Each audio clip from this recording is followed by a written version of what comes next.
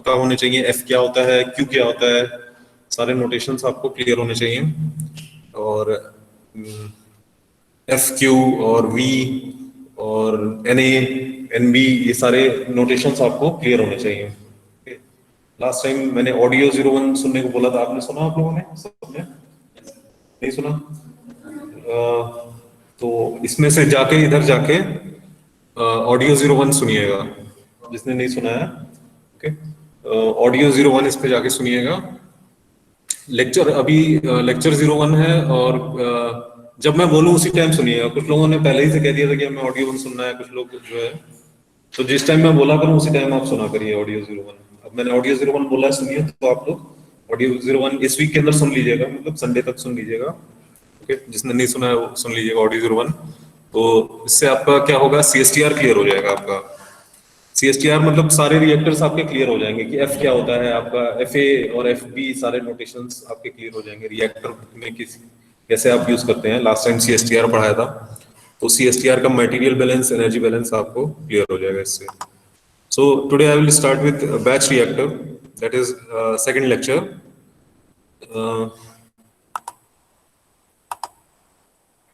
सो lecture 2 आप चाहें तो ऑडियो 2 नोट्स भी सर, आप, हाँ सीएसटीआर के नोट्स नहीं बन पाए सर, उसके नोट्स का कुछ बता दीजिए।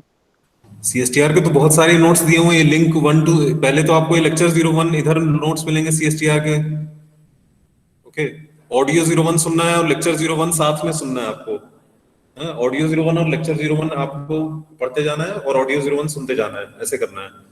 तो ये लेक्चर 01 पहले नोट्स है, फिर ये लिंक 1 टू सीएसटीआर दिया मैंने, लिंक 2 टू सीएसटीआर दिया है। सीएसटीआर के तो बहुत सारे नोट्स दिए मैंने। ओके, तो सीएसटीआर के काफी नोट्स दिए हुए हैं आपको। मटेरियल बैलेंस, एनर्जी बैलेंस सीएसटीआर का हो जाना चाहिए। अब मैं बैच रिएक्टर स्टार्ट कर रहा हूँ आज। बैच रिएक्टर का ये जो, जैसे लेक्चर पे आप क्लिक करेंगे तो ये सारे नोट्स हैं आपके। ओके, और आप ऑडियो 02 सुन सकते हैं अभी।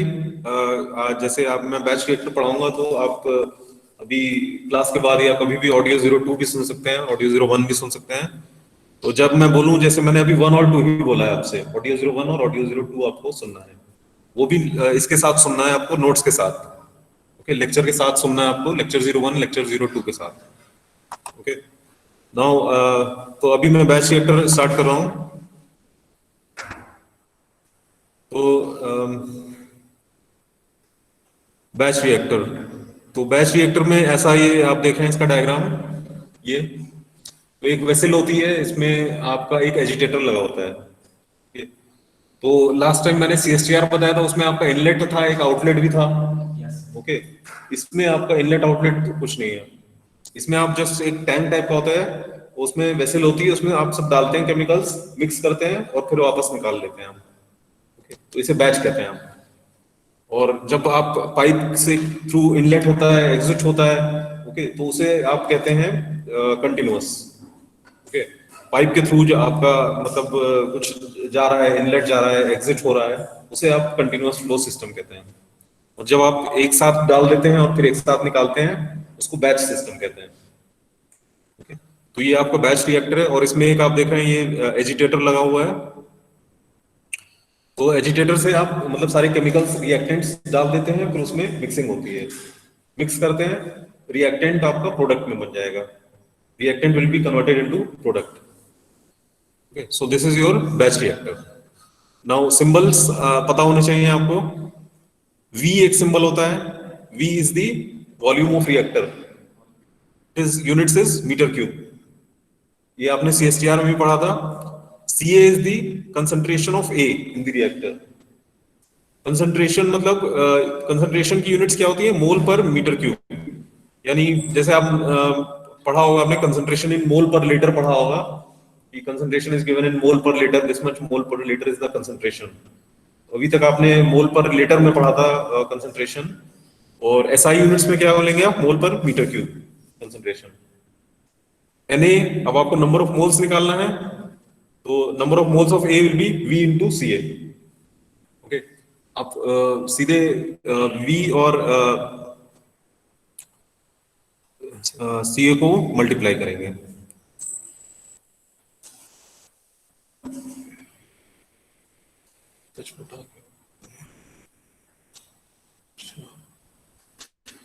तो V और Ca को आप मल्टीप्लाई करेंगे तो नंबर ऑफ मोल्स आ जाएंगे, कंसंट्रेशन को वॉल्यूम से मल्टीप्लाई कर देंगे तो आपको नंबर ऑफ मोल्स मिल जाएंगे।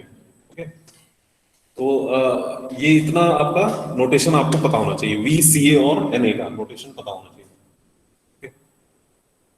और एजम्पशंस जो है वो है कांस्टेंट वॉल्यूम, और कांस्टेंट वॉल्यूम होती है नो एडिशन नो विथड्रॉवल, इसमें से कोई चीज बाहर नहीं निकलती है, कोई चीज अंदर नहीं आती है, आपने जस्ट केमिकल्स डाल दिए और वॉल्यूम कांस्टेंट रहेगी उसकी। ओके, और वेल मिक्स्ड, वेल मिक्स्ड मतलब आप बहुत अच्छी तरह मिक्सिंग कर रहे हैं, वेल मिक्स्ड का मतलब टेम्परेचर और concentration at any point are same. Okay, हर पॉइंट पे आपका टेम्परेचर सेम होगा, हर पॉइंट पे कंसंट्रेशन सेम होगा, तो ये है आपका वेल मिक्स्ड। तो ये दो एजम्पशन है, एक first assumption is constant volume and second assumption is well mixed। okay, तो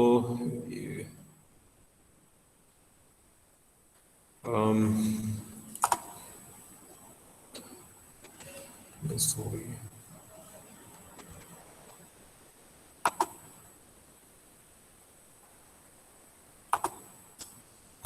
तो ये आपका बैच रिएक्टर है। अब आप इसमें वही क्या करेंगे, अब मटेरियल बैलेंस करेंगे, मटेरियल बैलेंस करेंगे, एनर्जी बैलेंस करेंगे। तो मेनली तो मटेरियल बैलेंस क्या होता है,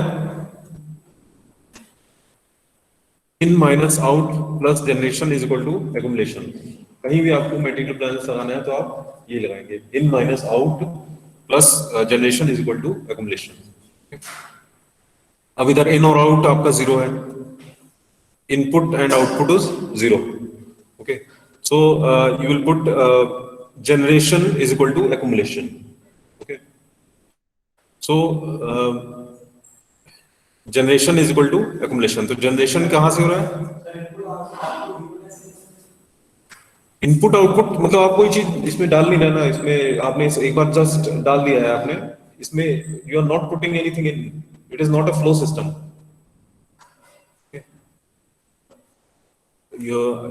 It is not a flow system because nothing is coming in and nothing is going out। कोई चीज अंदर नहीं आ रही, कोई चीज बाहर नहीं आ रही। ये हमने पहली कांस्टेंट वॉल्यूम एजम्पशंस पहली बताई थी हमने कि नो एडिशन नो विथड्रॉवल, पहली चीज यही बताई थी आपको। इसमें कोई चीज आ भी नहीं रही ना कोई चीज जा रही है, वो फ्लो सिस्टम होता है, उसमें आपकी पाइप्स लगे होते हैं इनलेट और आउटलेट, जैसे सीएसटीआर में आपको बताया था। ओके, इसमें आप क्या करते हैं कि जस्ट आप केमिकल्स डाल देते हैं, उसको मिक्स करते हैं और फिर थोड़ी देर में निकाल लेते हैं। ओके, तो this is your batch reactor.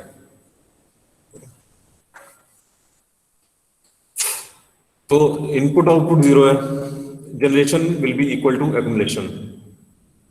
अब so you will see time interval delta T, time interval delta T you will see during the reaction, and RA is the reaction rate, and RA की units आपको पता होनी चाहिए, mole per meter cube second. RA की units होती हैं reaction rate, that is mole per meter cube second. Okay, तो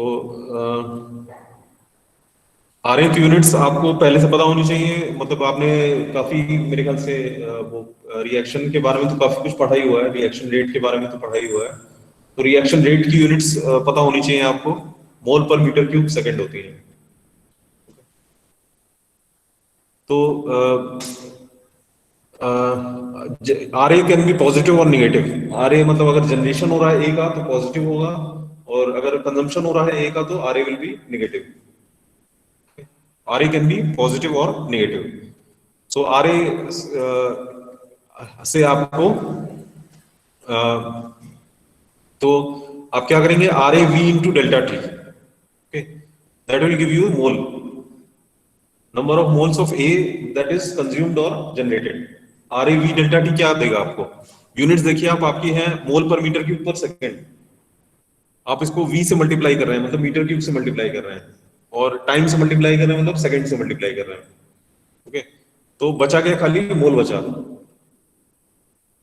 okay, RAV delta T क्या हो जाएगा, मोल हो जाएगा, number of moles of A that is produced और consumed. RA V delta T. So that is the number of moles of A that is generated or consumed during the reaction. So that will be Na at T plus delta T minus Na at T. Okay. Number of moles of A at T plus delta T minus number of moles of A at time T. तो ये equation आपकी material balance equation है main. This equation should be clear, क्योंकि हर बार यही equation आएगी आपकी. तो ये इक्वेशन आप सबसे इंपॉर्टेंट है, आप इसको अच्छी तरह समझ लीजिए.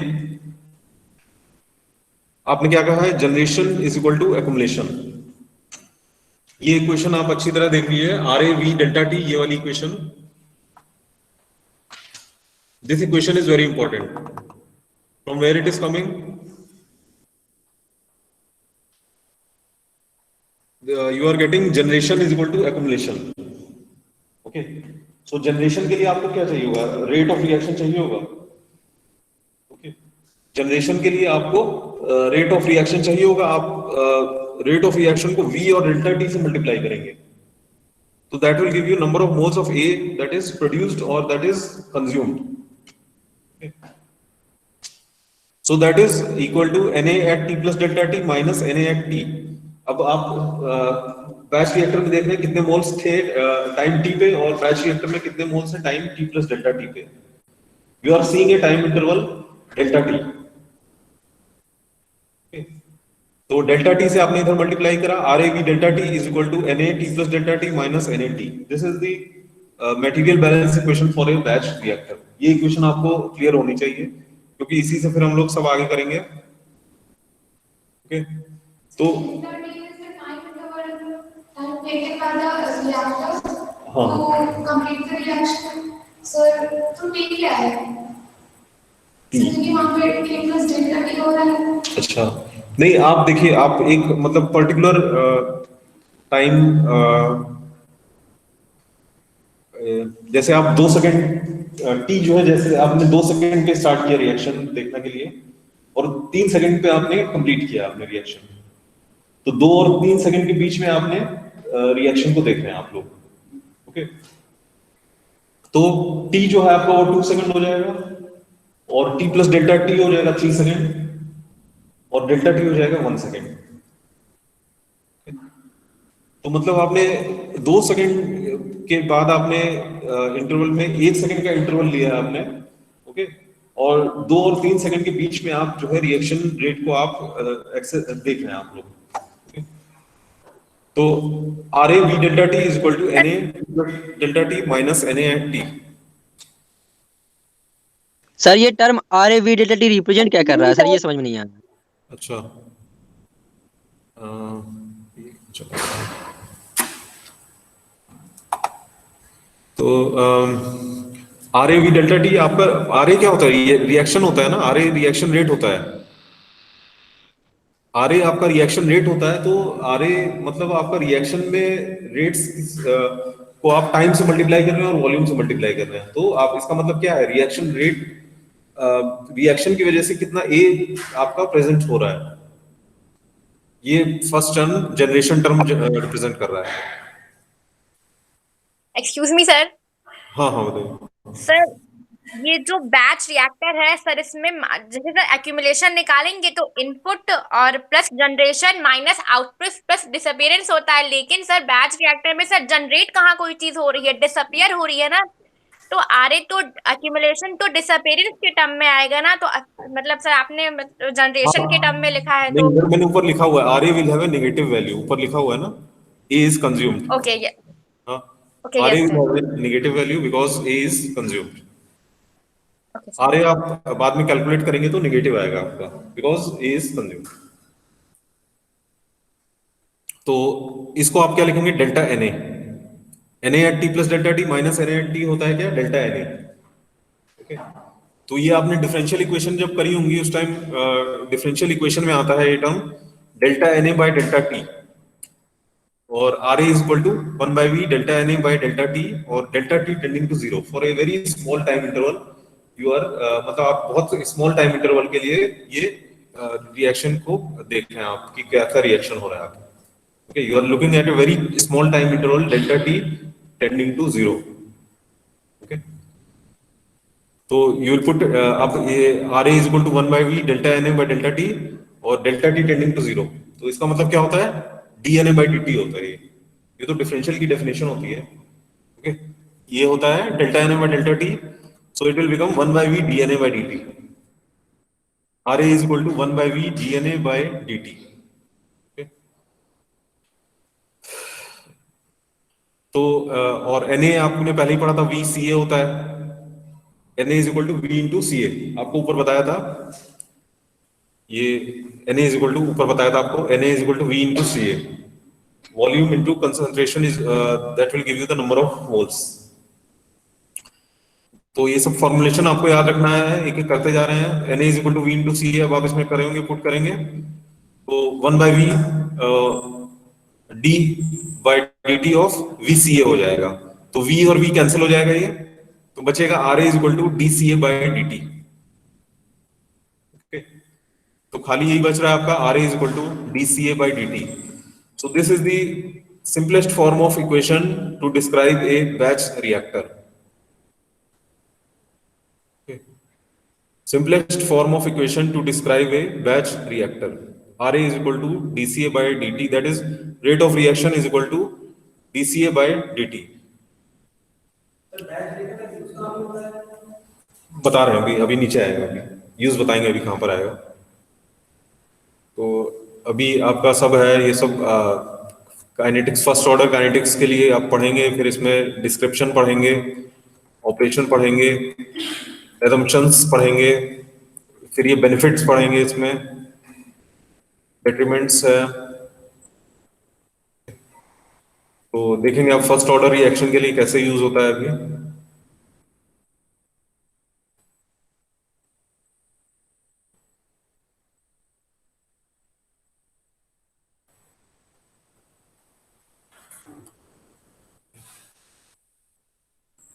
So simplest form of equation to describe a batch reactor is Ra is equal to dCA by dt.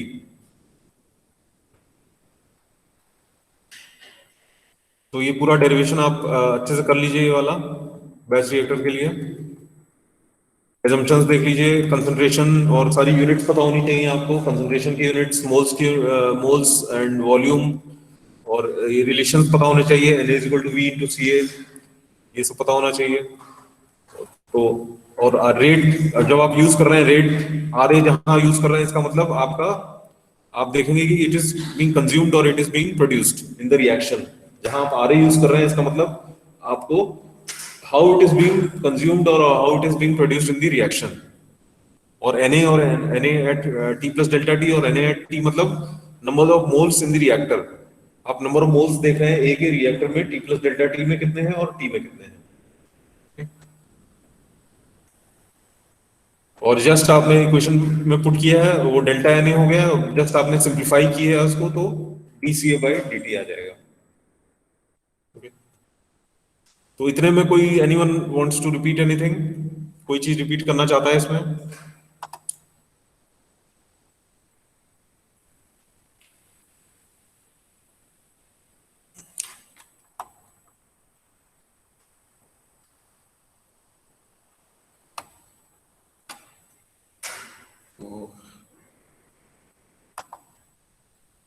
तो ये सिंबल्स आप यूज अच्छी तरह देख लीजिए, क्योंकि हर जगह इधर एफ ए नहीं आ रहा है, क्योंकि आपका फ्लो नहीं हो रहा है.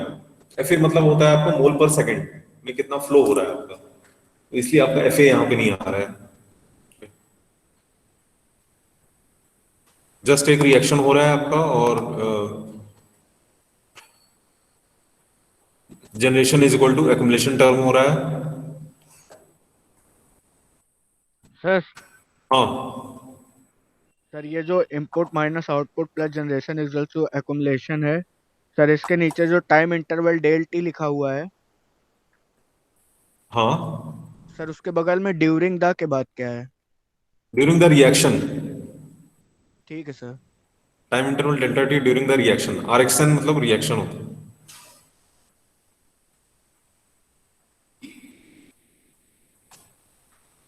तो ये आपका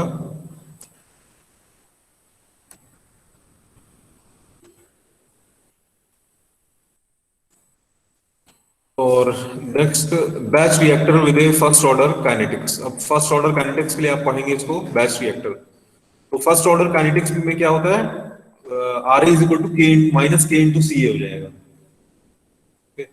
for first order kinetics R is equal to minus K into सी। तो आपने बैच रिएक्टर के लिए इक्वेशन डिराइव की है, R is equal to D C A by D T, और आर ए आप पुट करेंगे minus K into C A first order reaction के लिए। तो assumption is constant temperature and K is constant. K यहाँ पर आप कांस्टेंट मान रहे हैं क्योंकि आप अज्यूम कर रहे हैं कि टेम्परेचर या कांस्टेंट लीजिए, और के जो है, के की यूनिट्स क्या होंगी फर्स्ट ऑर्डर रिएक्शन के लिए? What is the unit of K for first order reaction? Second inverse. First order reaction के लिए सेकंड इनवर्स होती है, बिकॉज आर ए की यूनिट तो आपकी मोल पर मीटर क्यूब सेकंड होती है, और के की यूनिट आपको पता करनी है, सी ए की यूनिट होती है मोल per meter cube.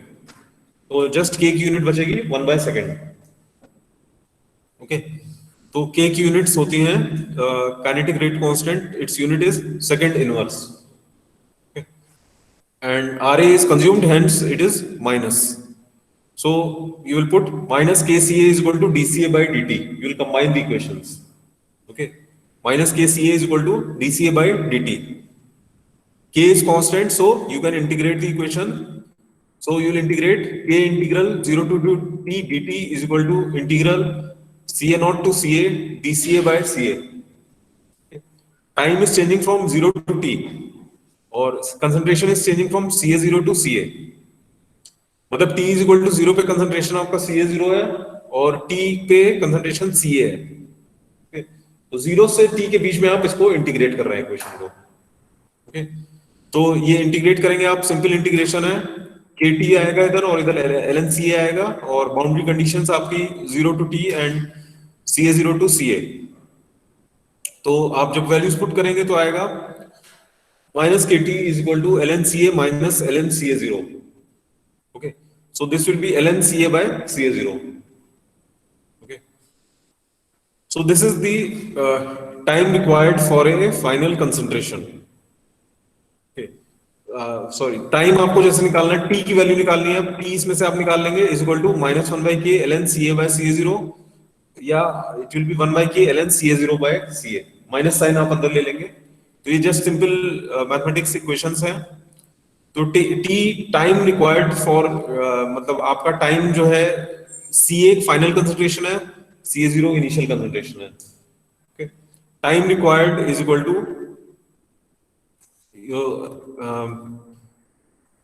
1/k LNCA by CA0।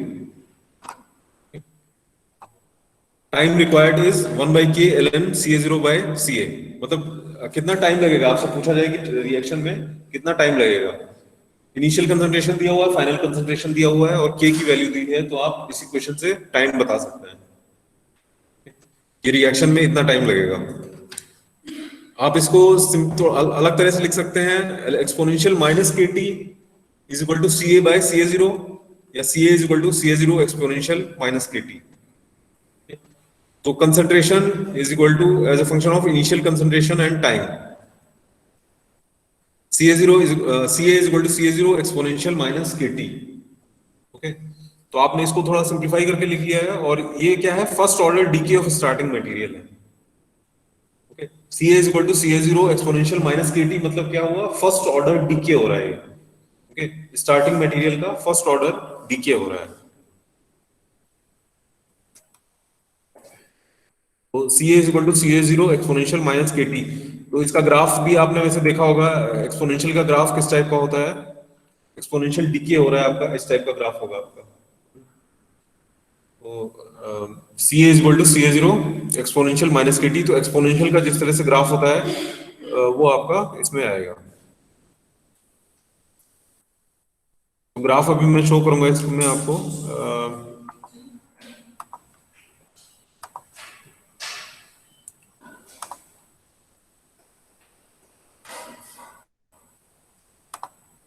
Link भी दिया हुआ है, जैसे बैच रिएक्टर का एक और लिंक दिया हुआ है मैंने, तो ये जैसे ग्राफ दिया हुआ है, Na0 Na इस टाइप का ग्राफ आएगा एक्सपोनेंशियल डीके के लिए। ओके, तो अभी मैं बताऊंगा इसमें जैसे यूजेस दिए हुए हैं आपके, यूजेस, एडवांटेज, डिसएडवांटेज। आप लोग ने पूछा था यूज क्या है इसका, तो ये जैसे बैच रिएक्टर में आपका पहले डायग्राम देख लीजिए बैच रिएक्टर का। ये आपका बैच रिएक्टर है सिंपल। ओके, तो reactor is charged via two holes in the top of the tank while reaction is carried out. Else is put in or taken out until the reaction is done. Tank easily heated or cooled by jacket. तो ये आपका just एक simple batch reactor है। अब आपको इसमें usage जैसे आप पूछे थे कहाँ यूज होता है, तो ये है आपका यूज गैस फेज में जैसे होता है, तो स्मॉल स्केल प्रोडक्शन होता है और हाई कन्वर्जन होता है, और disadvantage is that it has high operating cost. Okay, और लिक्विड फेज में भी यूज होता है और लिक्विड सॉलिड फेज में भी यूज होता है। ओके, और इंटरमीडिएट और वन शॉट प्रोडक्शन होता है, फार्मास्यूटिकल में यूज होता है, फर्मेंटेशन में यूज होता है। These are the usage, pharmaceutical, fermentation, small scale production, intermediate और वन शॉट प्रोडक्शन में ये आपका यूजेस है। एडवांटेजेस इधर हैं आपके, flexibility of operation, same reactant can produce one product one time and a different product next. Disadvantages हैं इसकी ये, it has high operating cost and product quality more variable than with continuous operation, and it is easy to clean. ये एक advantage इसका है, it is very easy to clean। तो ये इसका आपने देखा यूसेज, एडवांटेज और डिसएडवांटेज है बैच रिएक्टर का। और आपने इक्वेशंस पढ़ी हैं आपने इसकी, नो इनफ्लो और नो आउटफ्लो होता है, तो इसकी इक्वेशन सीधे आपने ये आ गई थी आपकी dCA by dt is equal to RA आ गई थी आपकी, यहां तक आपने कर लिया है। और अब कन्वर्जन के टर्म्स में भी आप लिख सकते हैं इसको, x जो होता है वो कन्वर्जन होता है। तो आपने जो इक्वेशन डिराइव की है dCA by dt is equal to RA, तो कन्वर्जन होता है आपका Na0 minus Na by Na0। तो इससे आप लिखेंगे Na is equal to Na0 minus Na0x, ये माइनस साइन होगा, थोड़ा सा इधर मिस्टेक है इधर। Na is equal to Na0 minus Na0x, तो dNA will be minus Na0 dx। So you will get dx by dt is equal to minus RAV by Na0। ये आपकी कन्वर्जन के टर्म्स में इक्वेशन है। x जो है वो conversion होता है आपका, x is equal to Na0 minus Na by Na0। कोई कुछ पूछ रहा है? हाँ, क्या कह रहे हैं? Screen is not moving. अच्छा, ये ओके, इन लोग को शेयर नहीं किया है आपको, इनको तो इन लोग को तो रिप्रेजेंट कर देते हैं, इनको दूसरी स्क्रीन।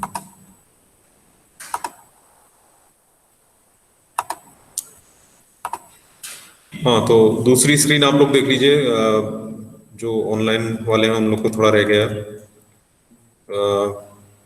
ये मैंने बताया भी, दूसरा लिंक से थोड़ा बताया मैंने बैच रिएक्टर्स के बारे में, kind of phases present, uses, advantages और डिसएडवांटेजेस बताई हैं इसकी। रिएक्टर के कहाँ यूज होता है, एडवांटेज और डिसएडवांटेज बताया है। okay. और ये इस टाइप का ग्राफ आएगा आपका।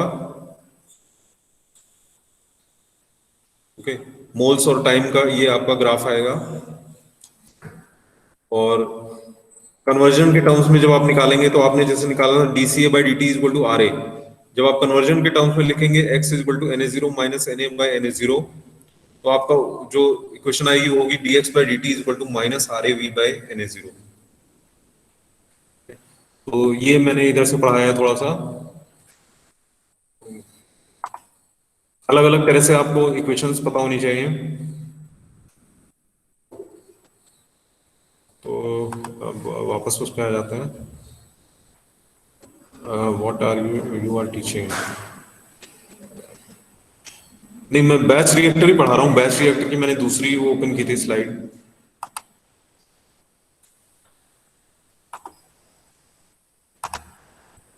तो अच्छा,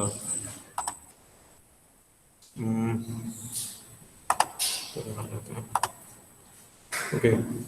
तो अब आ जाते हैं डिस्क्रिप्शन।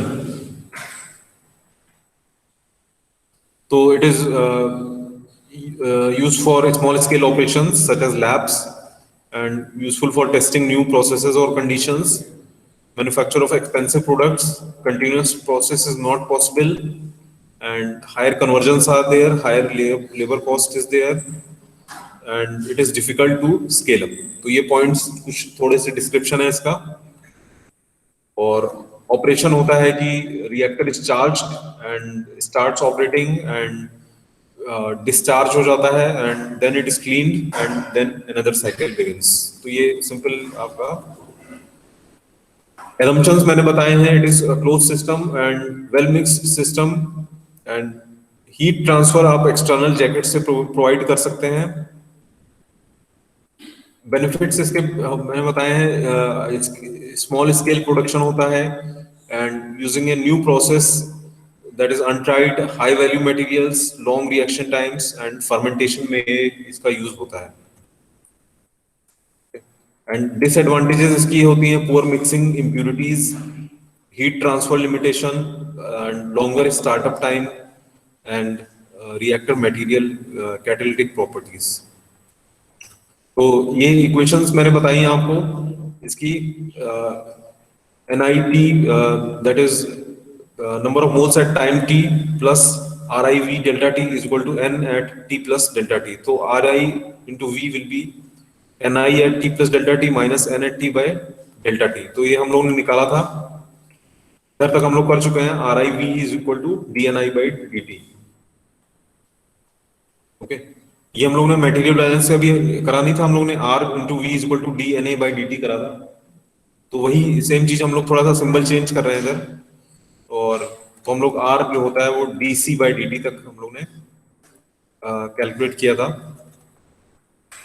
और अब हम लोग एक जैसे रिएक्शन लेते हैं, हमने फर्स्ट ऑर्डर रिएक्शन के लिए किया था, हमने RA is equal to minus KCA के साथ हमने इंटीग्रेट किया था इसको। तो हमारा इधर तक आ गया था CA is equal to CA0 exponential minus KT तक आ गया था। ओके, फर्स्ट ऑर्डर रिएक्शन के लिए। अब हमारा B के टर्म्स में जैसे हमें निकालना है तो NB होता है Na0 माइनस Na, तो CB होता है Ca0 माइनस Ca। तो CB जब आप लिखेंगे वो हो जाएगा Ca0 into 1 minus exponential KT। Okay, minus KT होगा इधर, exponential minus KT। So T is equal to 0, CB will be 0 and T is equal to infinite, CB is equal to Ca0। तो ये आप CA और CB के terms में ये लिख सकते हैं आप। तो इतना ही है। ओके, तो ये आपका आपको अभी ये ऑडियो 2 सुनना है। अभी थोड़ा बहुत अभी क्लियर नहीं हुआ होगा, तो ऑडियो 2 में आपको क्लियर करना है आपको। और ये मैं प्रेजेंट कर देता हूँ। तो ये आपका बैच रिएक्टर्स का एक और लिंक मैंने शेयर किया है। इधर आपको मैंने यूजेज, एडवांटेजेस, डिसएडवांटेजेस बताए हैं और फिर वही आपकी इक्वेशंस इसकी वही सेम रहेंगी। DCA by dt is equal to RA, ये हम लोगों ने डिराइव किया था। तो फर्स्ट ऑर्डर काइनेटिक्स के लिए और सेकंड ऑर्डर काइनेटिक्स के लिए जैसे आपको निकालना है, तो फर्स्ट ऑर्डर के लिए ऐसे लिखेंगे और सेकंड ऑर्डर के लिए आप इधर की स्टाइकोमेट्री के थ्रू आप x के टर्म्स में ये इक्वेशंस लिख सकते हैं। तो फर्स्ट ऑर्डर रिएक्शन के लिए आपका ये आएगा R is equal to 1 by K, sorry T is equal to 1 by K ln 1 by NSX, and for second order it will be x by K CA0 into 1 minus x। तो ये आप derive कर सकते हैं अगर आप चाहें तो। Algorithm to estimate the reaction times. तो ये आपका एक मैंने एक एक्स्ट्रा दूसरा लिंक दिया हुआ है आपको बैच रिएक्टर्स के लिए, 2 लिंक दिए हुए हैं। तो आपको इधर जैसे मैंने ऊपर आपको 2 लिंक्स दिए हुए हैं, इधर आपको क्या करना है, इस लेक्चर के साथ आपको ये ऑडियो सुनना है आज। तो ये आपका बैच रिएक्टर इससे फिनिश हो जाएगा आपका। और ऑडियो 01 सुनना है लेक्चर 01 के साथ आपको। और फिर ऊपर थोड़े 1-2 मैंने एक्स्ट्रा लिंक्स दिए हुए हैं, link 1 to CSTR, link 2 to CSTR, और बैच रिएक्टर का एक एक्स्ट्रा लिंक दिया हुआ है। ये आपको जस्ट एक रेफरेंस के लिए आपको देखने हैं आपको। तो ये आज आपको इतना काम करना है, लेक्चर 1-2 एंड ऑडियो 1-2 आपको कंप्लीट करना है। So that will complete your CSTR and batch reactor. तो इतना आप लोग कंप्लीट कर लीजिएगा सब लोग, ऑनलाइन भी आप लोग।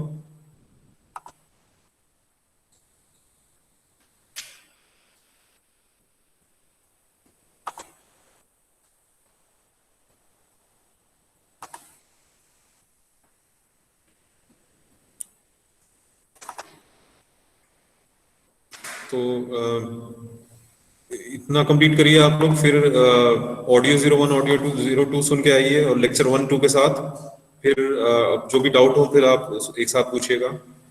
ओके, तो फर्स्ट कंप्लीट दिस मच, इतना कंप्लीट करके आइए आप लोग। और एक आपको मैंने बोला था कि आपको वो करना है, आपको एनर्जी बैलेंस। तो एनर्जी बैलेंस आपको जैसे बोला था मैंने, ये थोड़ा सा आपको बोला था लेक्चर 1 में।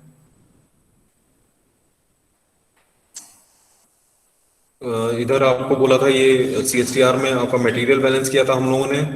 इधर एनर्जी बैलेंस मैंने बोला था ये आपको पूरा ये जो दिया हुआ है ये पूरा थोड़ा सा एक्सप्लेन करना था आपको। इतनी चीजें इसमें दी हुई हैं, ये आपको एक्सप्लेन करनी थी आपको एनर्जी बैलेंस के लिए। तो इधर तक बस इतना एनर्जी बैलेंस मैंने कहा था आपको एक्सप्लेन करना है। बाकी मोल बैलेंस हम लोगों ने कंप्लीट कर लिया था। तो ये आप ऑडियो सुन के करिएगा अपना असाइनमेंट।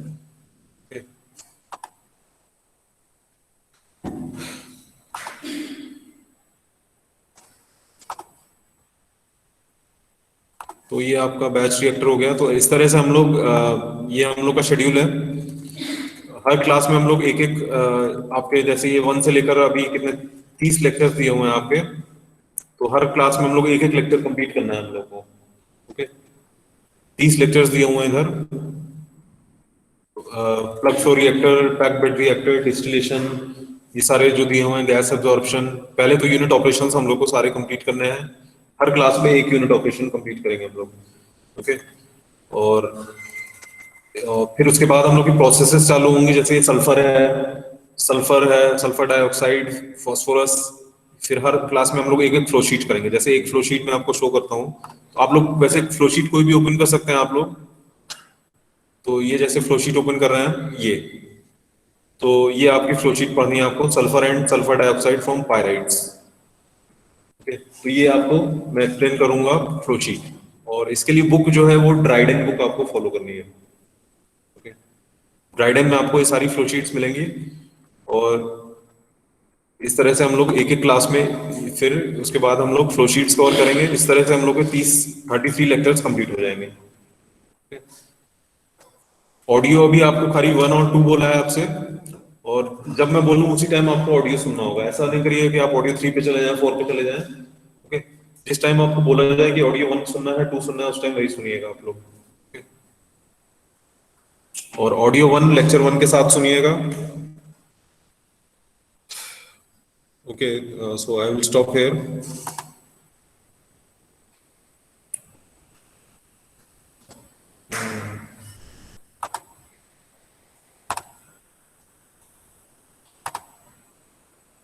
अच्छा, अभी ओके हो गया।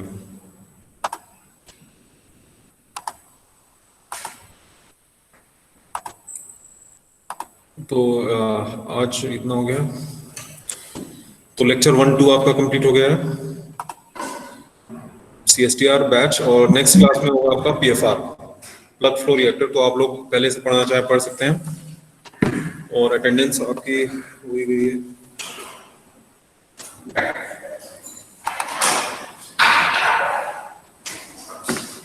अटेंडेंस के सभी लोग आ गए थे, मेरे को 27 हो गए।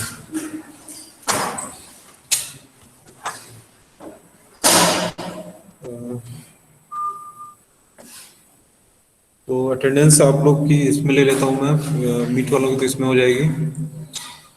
आभा सिंह, अभिषेक, आभा सिंह है, अभिषेक मलेशिया, आदित्य साहनी, अमन तिवारी, अनुज तिवारी, अनुष्का सिंह, अरविंद, चित्रांश, दीपांकुर, दिव्यांशी, गोलू,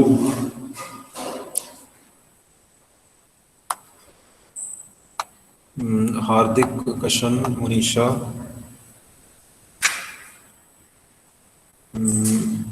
नेहा, राजन, रिया,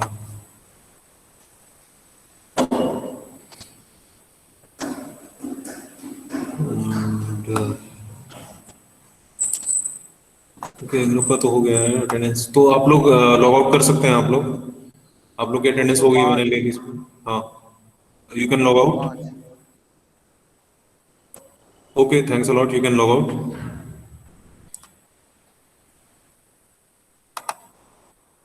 ओके, तो